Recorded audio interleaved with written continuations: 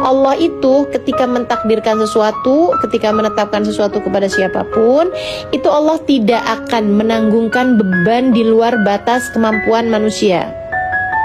Allah nggak akan kasih kamu beban di luar batas kemampuanmu.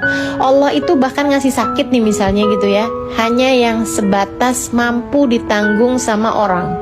Sakit sih memang, tapi itu batasan sakitnya itu kamu bisa tanggung gitu ya, kamu bisa tanggung. Jadi kalau misalnya kamu lagi sakit, kemudian sakit banget gitu, kamu sebut aja Allah, Allah, Allah sambil kamu bilang ke diri sendiri, sakit memang, tapi kamu tahu Allah nggak akan menanggungkan sesuatu di luar batas kemampuan kita. Artinya kita sanggup sebenarnya untuk menanggungnya gitu ya. Nah, kalau kemudian Allah tahu kamu nggak bisa nanggung, itu Allah akan kasih pingsan, teman-teman. Makanya orang kalau tabrakan tuh jeder, itu ya, orang pingsan. Kenapa? Karena badan nggak akan kuat terhadap sakitnya. Allah kasih hilang kesadaran gitu.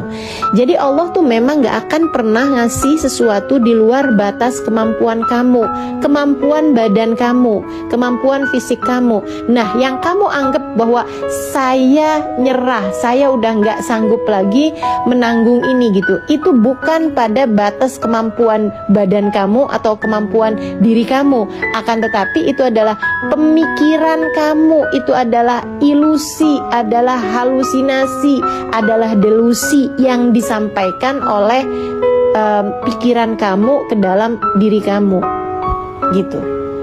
Sebenarnya nggak ada. Kamu pasti mampu menanggungnya, kamu pasti kuat menanggungnya. Allah tuh maha tahu teman-teman. Kalau misalnya nggak kuat, kamu akan dibikin pingsan sama Allah, kamu akan dibikin hilang kesadaran gitu kan. Nah, makanya kenapa ada orang-orang tuh yang sampai hilang kesadaran dan jadi gila gitu kan, karena itu adalah ketidakmampuan pikiran dia tuh sesudah dimasukin sama ilusi dan lain sebagainya. Dia terima aja sama hal itu, ketakutannya itu diterima sama dia, nggak dikendalikan, nggak diolah gitu ya, nggak diolah. Apa yang ada dalam pikiran itu tidak diolah, akhirnya kemudian jadi penyakit-penyakit yang membuat sampai dia hilang kesadarannya gitu. Nah, kamu sebagai hamba Allah nggak kayak begitu.